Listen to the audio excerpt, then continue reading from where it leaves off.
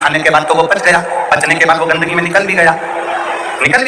अब तो वो विचार आना बंद हो जाना चाहिए। अब तो 1 साल हो गया, 2 साल हो गया, 1.5 साल हो गया, 6 महीना हो गया, तो भी वही विचार आ रहा है। तो हमारा निवेदन है, भोजन करने के बाद भोजन पच जाता है, भोजन करने के बाद भोजन समाप्त भी हो जाता है, पर उस भोजन से जो रक्त की 4 बूंदें बनती हैं वो इस शरीर में दिन रात तुम्हारे मरते दम तक दौड़ती रहती है। शरीर में वो रक्त की बूंद चलती रहती है। इसलिए विचार 1 साल, 2 साल, 4 साल, 6 साल, 15 साल ऐसे चलते रहते हैं। उस विचारों को, गलत सोच को, गलत विचारों को, गलत दृष्टि को समाप्त कैसे करें?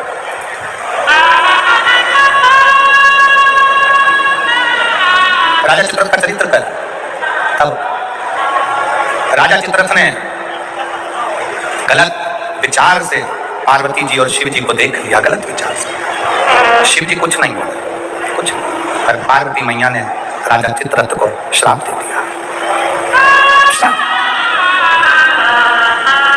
तो शिव जी का इतना बड़ा उपासक होकर, शंकर भगवान का इतना बड़ा भजन करने वाला, इतना भक्ति में डूबने वाला, इतना स्मरण करने वाला राजा चित्ररथ, तो शिव जी का इतना उपासक होने के बाद भी तूने माता और पिता को गलत भाव से देखा है, इसलिए तुझे असुर बनकर जन्म लेना पड़ेगा, राक्षस।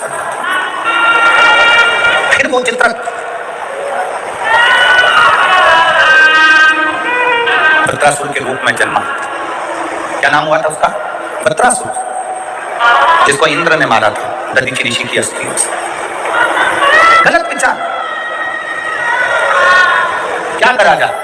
राजा चित्ररथ को जब श्राप लग गया असुर बनने का, राक्षस बनने का, तो राजा चित्ररथ ने हाथ जोड़कर शिव जी से पूछा, मेरी मुक्ति का साधन बताओ। शंकर भगवान नहीं बोले। चित्ररथ तुमरुका जी के पास गया। तब तुमरुका जी जो वक्ता है, तुमरुका जी जो कथा कर रहे हैं, तुमरुका जी जो भगवान शिव का गुणगान कर रहे हैं, वो तुमरुका जी ने कहा, चित्ररथ एक काम कर, कामधेनु गाय का दूध का घृत ला और उस घृत से तो शिव का अभिषेक कर, शंकर का अभिषेक।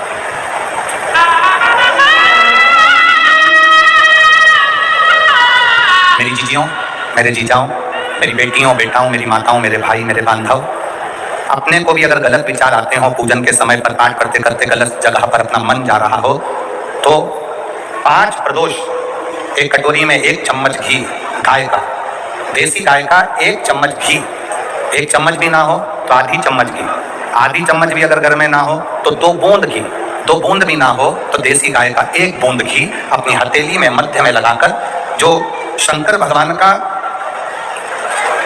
भगवान शिव जी का जो शिवलिंग होता है, उस शिवलिंग के ऊपर के भाग पर अपनी हथेली को रखकर, और जो अशोक सुंदरी वाली जगह है उस जगह पर अपनी हथेली का घर्षण करना चाहिए। लगभग 5 प्रदोष अगर आपने कर लिया तो निश्चित है आपकी बुद्धि में कभी गलत विचार पूजन करते समय आएगा ही नहीं, और गलत दृष्टि की ओर जाओ।